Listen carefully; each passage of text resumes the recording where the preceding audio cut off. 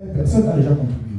Même sur le plan psychologique, ça donne envie aux gens qui n'ont pas encore contribué de donner leur partition parce que, voilà, c'est... Que ça soit aussi transparent, qu'il y ait de la traçabilité, c'est déjà bien, mais est-ce que LB Bank est reconnu par des autorités officielles?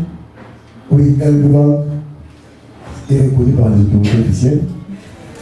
Dans le cadre juridique, ça s'appelle LB, raison pour laquelle, lorsque vous vous inscrivez dans une tontine, on oblige les gens à déposer les documents. Les documents, c'est quoi l'importance de déposer les documents? Ça permet d'abord, à partir du moment où il y a un litige, c'est-à-dire que tout le monde contribue, vous vous dites non, moi je ne vais pas contribuer parce que moi je dois disparaître, ou vous prenez l'argent, vous disparaissez, comme dans un film de fiction ou dans un film de Hollywood. Qu'est-ce qui va arriver? Dans le cadre juridique, les documents que vous déposez, avant le lancement de la tontine, il faudrait signer un contrat. Le contrat, ça vous lie entre vous et nous qui sommes des administrateurs. Et cela permettrait justement à nous, en cas de problème, tout serait géré dans le système juridique. Voilà. Donc, du point de vue légalité, tout est légal. Voilà. Alors, on va sûrement revenir sur la partie technique parce que c'est super intéressant, mais quels ont été justement les défis? Vous me dites que LB Bank existe depuis des années. Je pense qu'au début, c'était assez compliqué d'avoir de la clientèle, d'effacer cette idée négative qu'on a de la tontine. Quels ont été les défis que LB Bank a dû surmonter? Le premier défi, c'était d'abord, comme je disais tout à l'heure, la transparence. Parce que s'il n'y a pas de transparence, vous mettez votre argent dans le lieu lequel vous ne savez pas comment votre argent serait géré. Je pense que la grande majorité des gens ici ont des comptes bancaires. Ce qui rassure les gens dans un compte bancaire, c'est que si vous prenez votre téléphone, vous regardez dans votre téléphone, vous verrez le montant lequel se trouve dans votre compte. Ça vous rassure déjà sur le plan psychologique. Vous savez que voilà, mon argent est dans mon compte. À partir du moment où vous regardez votre compte, et vous verrez, où vous voyez, il n'y a absolument rien du tout. Ça change. Vous voyez? En ce moment-là, nous on s'est dit, lorsque quelqu'un contribue son argent, la première des choses, ça va signaler à tout le monde et à vous aussi, ça va vous rassurer que voilà, ma contribution a été validée. Ça, c'est la première chose. Et la deuxième chose, vous avez une application que vous pouvez appeler nos conseillers ou nos conseillères à tout moment. C'est-à-dire qu'il n'y a pas de problème, telle maman, elle a disparu, telle maman, s'il faut aller même à l'extrémité, elle est morte, ce qui arrive aussi régulièrement. Donc, chez nous, il n'y a pas qu'une seule personne, parce que c'est dans un cadre juridique, je dirais, même si la présence des fondateurs ou des directrices ne sont pas là, votre argent est toujours assuré. Donc, on a fait en sorte déjà d'épargner cette espèce de ne pas comprendre où mon argent est géré, comment je vais récupérer mon argent. Donc, tout est vraiment dans un cadre très très bien structuré. Voilà. Alors, je suis nouvelle, je ne connais pas le banque. Oui. On m'a dit de télécharger l'application. Oui. Je l'inscris.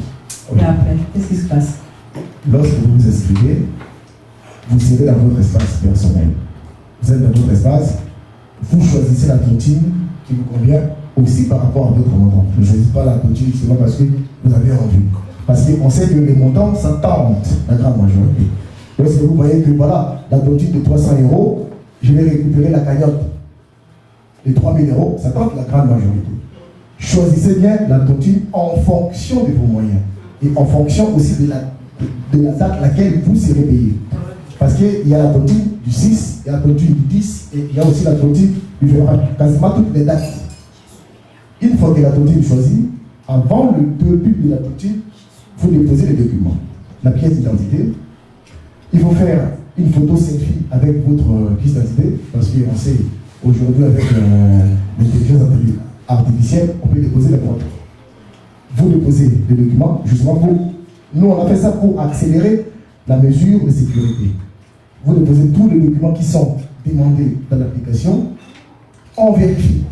Si vous serez solvable par rapport à la tontine que vous choisissez. Supposons que vous êtes payé 800 € le mois et vous choisissez une tontine de 300 €. Pour nous, c'est un risque de vous faire intégrer dans ce genre de tontine. Puisque 300 €, derrière, on peut supposer que vous avez des charges à payer.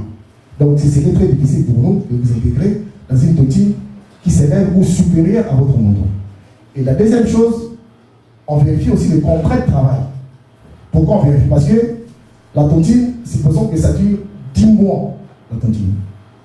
Et que vous, votre contrat doit se terminer. La chose qu'on s'est dit, ça ne peut jamais se passer ainsi. Parce que ça s'est passé régulièrement dans les tontines classiques. On s'est dit, le tirage au sort va permettre justement à choisir la personne dans la tontine et faire en sorte que telle serait la première. Même si vous êtes inscrit à la première position, cela ne vous garantit pas la première place. Vous pouvez passer de première place à la dernière place, tout comme vice-versa.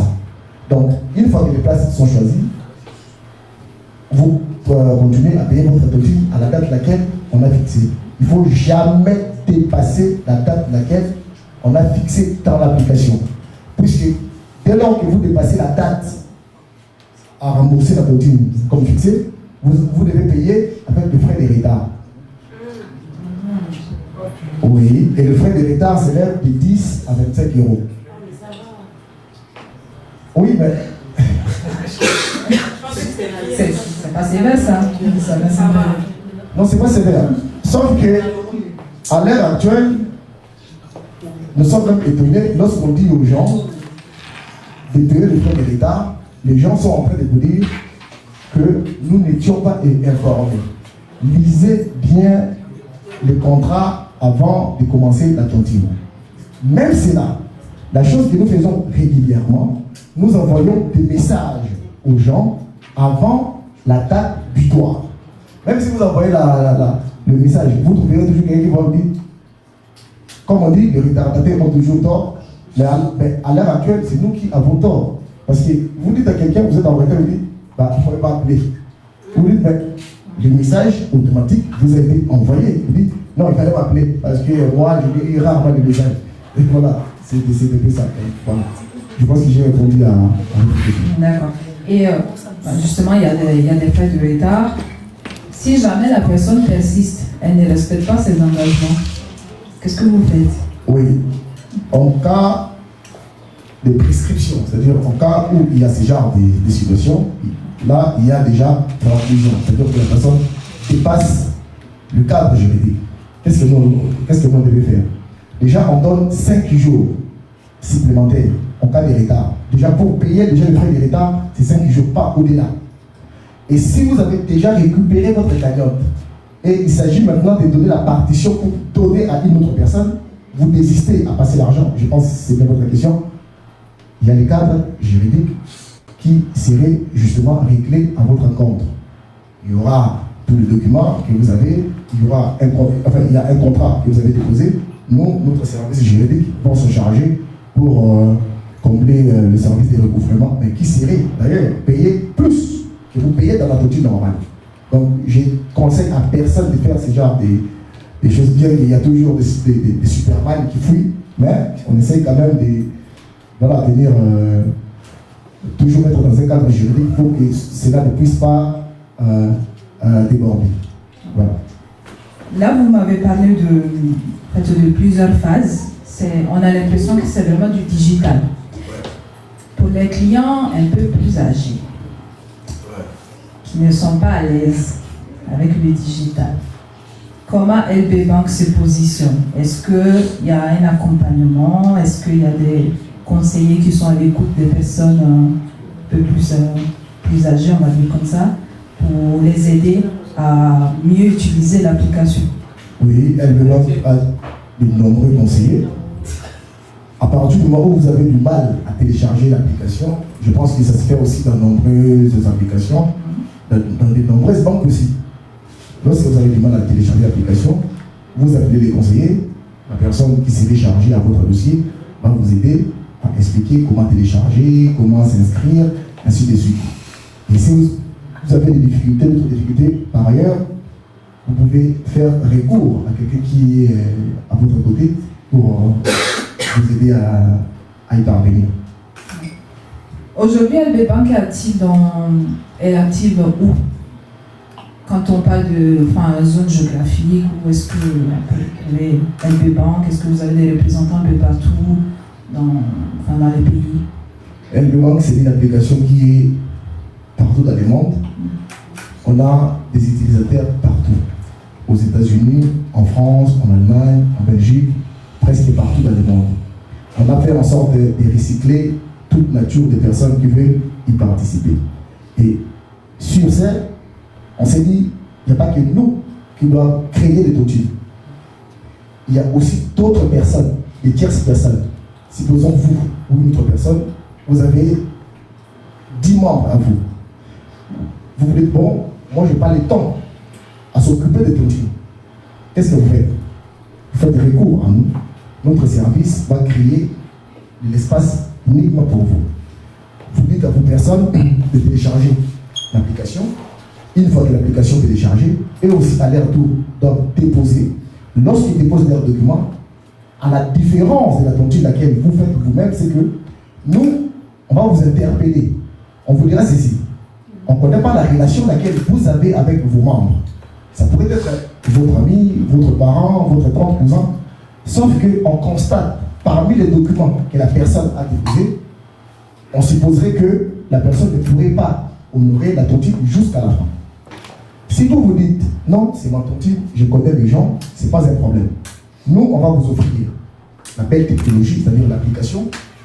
Nos conseillers vont continuer à interpeller ces gens-là, à donner leur tontine, ainsi de suite. S'il y a un problème majeur qui arrive entre vous et vos utilisateurs, enfin, votre communauté, vous pouvez faire recours à nous, mais nous, avant d'actionner quelque chose en justice, on devrait d'abord avoir votre avis sur la personne. Donc, LB Bank, pour répondre, est un peu partout. Et je dis à tout le monde qui veut créer sa tontine, l'application est là. Au lieu de continuer de créer des groupes WhatsApp en cas de problème, ce ne serait pas réglé en justice. Donc, tout ce qui régit en matière d'argent, il faudrait qu'il y ait aussi une protection juridique bien cadrée. Donc, c'est ça. Parlons de frais.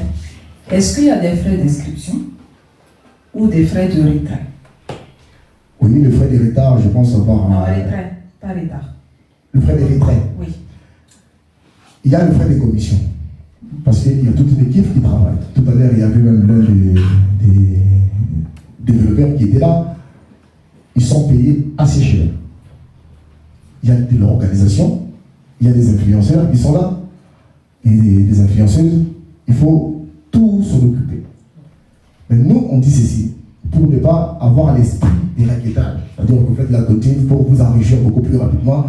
Voilà, on s'est dit, on ne fait pas de la sorte. Une fois que vous participez dans une tontine de 300 €, vous êtes censé récupérer 3 000 €. Mais nous, on dit, dans les 3 000 €, nous, vous allez nous donner que 49,99 €. À peu près 50 €. Mais cet argent-là, vous devez nous l'envoyer avant que vous passions votre tontine. C'est-à-dire, c'est votre tour de récupérer la cagnotte, mais avant de vous passer votre cagnotte, vous nous envoyez d'abord le frais de commission, ensuite nous, on va vous donner. Donc, concernant le frais de commission, il en existe. Parce que si ça n'existe pas, ben voilà, on ne fait rien parce que c'est des affaires. Ça, c'est déjà ça. Et le frais de retrait, justement, il existe les frais de retrait. Lorsque vous participez dans une tontine, personne ne vous force. Vous avez choisi votre tontine par votre propre retrait. Une fois que la tontine est lancée, c'est-à-dire, vous déposez le document, tout le monde a déposé le document, la tontine est lancée. Par la suite, vous décidez de vous retirer. Vous voulez faire la rétractation. On vous dit, comme la tontine était déjà commencée, personne est censé récupérer une partie de son argent. Nous, de notre côté, c'est qu'on doit faire, on doit chercher une personne pour vous remplacer. Et le fait de chercher une personne pour vous remplacer, ça pourrait nous prendre du temps. Avant de se retirer, vous devez payer le frais de retrait. Donc, dans les cas où vous avez déjà commencé la tontine, vous ne pouvez pas vous retirer. Mais il y a une exception. Si vous vous retirez 24 heures avant le commencement de la tontine, là, il n'y a aucun frein qui serait applicable. Mais dès lors que la tontine commence, le frein est applicable. Une chose aussi à rajouter, si par exemple, vous payez vos tontines en retard régulièrement, il se pourrait que vous passiez. Si vous étiez par exemple deuxième place, vous allez redescendre à la dernière place. Donc le mieux serait de payer toujours la tontine, parce que la tontine, ce n'est pas notre argent, nous qui nous donnons aux gens, nous recyclons l'argent des autres pour donner à une personne. Et tout le monde a le droit de contribuer. Chacun a ses projets, des mariages, des permis de conduire, d'achat des véhicules. Donc, le mieux serait de donner l'argent à la date prescrite dans le contrat. Je vais vous poser une dernière question. Après, je pense que je vais faire passer le micro dans le public. Pourquoi faire confiance à LB Bank et pas à quelqu'un d'autre? C'est un peu un instant pub. Donc, lâchez-vous. C'est filmé. C'est filmé. Ouais, j'ai bien entendu. Donc, la première des choses, c'est déjà, LB Bank, c'est une entreprise. Ce n'est pas un particulier. Lorsque vous faites confiance à un particulier, rassurez-vous que vous soyez déjà dans un cadre juridique en cas de problème. Nous, par exemple, il y a aussi des cas inverses. Nous pouvons vous poursuivre au cas où vous ne remboursez pas l'argent de la tontine. Tout de même, au moment où vous ne pouvez pas nous joindre au téléphone, vous avez la possibilité, parce que dans le contrat, il y a le numéro de l'entreprise. Vous avez, vous aussi, la possibilité d'actionner quelque chose en justice contre LB Bank si le litige persiste. Vous voyez? Déjà, la première des choses, LB Bank, c'est une entreprise. C'est une personne morale. Ce n'est pas une personne physique qui est en train de mener tous ces genres d'opérations. Ça, c'est un. La deuxième chose, il y a la transparence. Bon, je sais qu'il y a des gens qui pourraient dire, et si l'application disparaissait? Depuis qu'on a commencé à utiliser Facebook, il y en a toujours. Effectivement, il y a quelques défaillances qui existent, ce qui est clair et net. Ça ne manque pas de défaillances d'une manière régulière. Mais il y a vraiment des ingénieurs extrêmement talentueux qui travaillent derrière pour que ça continue. Donc, en matière de sécurité, elle demande à savoir que c'est déjà une entreprise, c'est une personne morale. En cas de problème, vous aussi, à travers le contrat que vous signez, vous pouvez mener LB Bank en justice. Tandis qu'avec une personne physique, c'est très difficile de la mener en justice. Voilà. Donc la garantie, elle est déjà là. Voilà. C'est un peu ça. Merci beaucoup pour les précisions. Je pense qu'on pourrait l'applaudir déjà pour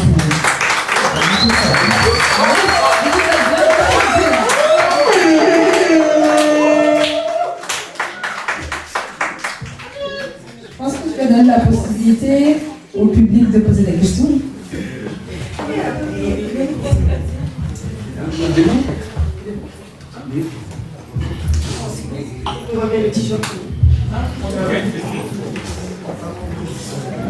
Bonsoir Monsieur Likumba.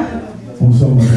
J'aurais deux questions à vous poser. La première, c'est il y a des personnes qui n'ont pas de papier, mais qui peuvent payer tous les mois.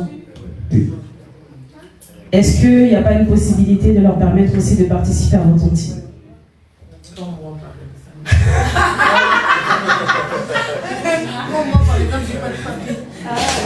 Comme Karine Mokondi par exemple.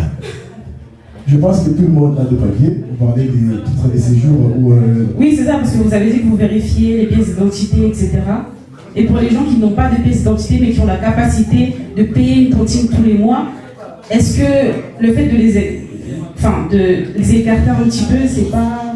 Il n'y a pas une solution quelconque à... En fait, tout ce qui relève de la compétence juridique, nous, on ne pourrait pas y faire face.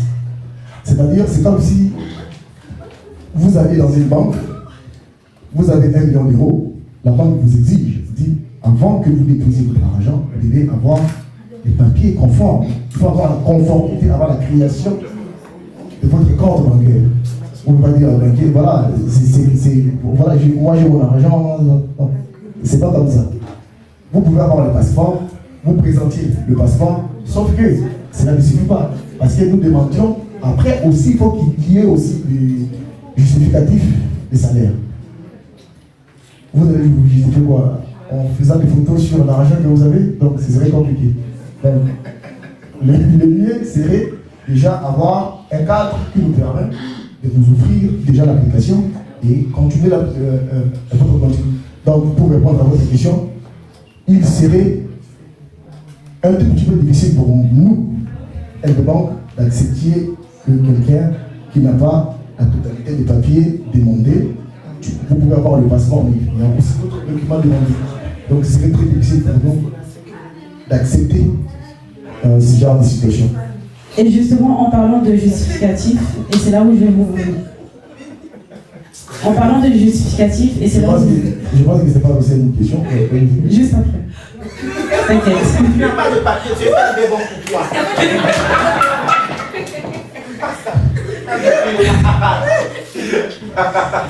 Je disais, en parlant de justificatif de salaire, et c'est là où je vais rebondir sur ma deuxième question, est-ce que vous savez qu'il y a des personnes qui falsifient par exemple des documents pour retrouver un loyer, et ils peuvent aussi faire la même chose pour intégrer justement LBbank? Est-ce que quand vous parlez de vérification, vous avez une équipe juridique qui s'en occupe? Vous appelez les entreprises ou comment ça se passe? Est-ce que c'est vraiment approfondi? Parce qu'il y a des gens justement qui peuvent mentir. Voilà. On sait que dans tous les systèmes humains, il y a toujours des défaillances. Des magouilles. Voilà, ça ne manque pas. Même dans les grandes banques où il y a plus de sécurité, vous verrez qu'il y a toujours des chèques-blaires, c'est-à-dire les gens qui créent des chèques pour voilà, se faire plus d'argent. Nous, par ailleurs, à l'heure actuelle, ce que nous faisons, c'est qu'à partir du moment où vous déposez les documents, nous vérifions les documents à l'intérieur aussi des documents. Parce que la grande majorité des gens qui falsifient les documents, il y a quelques failles que vous avez remarquées. Ils arrivent seulement à changer soit les montants, sans pour autant comprendre qu'il y a aussi des charges qui vont avec. Et par la suite, on ne peut pas dire que le système est à 100% qu'on pourrait justement traquer des voleurs. Mais on fait en sorte qu'il y ait des moindres. Vous voyez? Voilà. Donc nous, on se base plus sur la réalité, comme disait la pensée taoïste, on se base plus sur la réalité que de démérer sur la vérité. Puisque si on veut commencer à appeler des entreprises, il y a des entreprises qui répondent, qui disent oui, effectivement, telle personne travaille ici, voilà, le montant correspond à ce qui est dans la fiche de paie. Et il y a aussi des entreprises qui ne peuvent pas divulguer le secret de leurs entreprises. Donc, on fait en sorte, s'il y a quelques doutes de notre côté, ce qui arrive régulièrement, soit de déclasser la personne, mais la fiabilité, la personne doit recevoir son argent, nous on fera en sorte de donner son argent à 100%. Et pour encore donner plus d'éclaircissement à votre question, c'est que ce que les banques actuellement ils ont fait, lorsque vous déposez par exemple votre relevé d'identité bancaire RIB, le RIB doit correspondre à votre nom, ce qui n'était pas auparavant. Avant, lorsqu'on faisait le virement, vous pouvez faire le virement avec le numéro BAN qui est le vôtre, mais le nom, ça peut être le nom de quelqu'un d'autre. Mais en ce moment, ils ont changé. Pour faire le virement dans le compte de quelqu'un, que ce soit le numéro du BAN, que ce soit le nom, ça doit correspondre. Donc, ce qui est extrêmement difficile, que la personne mente aussi sur ça. À partir déjà de ces données-là, ça nous permettrait justement de traquer la personne si l'intention de la personne est de voler. Vous voyez? Donc, elle peut mentir sur ses bulletins de salaire, mais à partir du moment où nous, on doit faire un virement, donc son IBAN doit correspondre à son nom, ce qui nous donne encore la possibilité de la poursuite judiciaire en cas de ce genre de problématiques. Très bien, merci beaucoup. Ouais.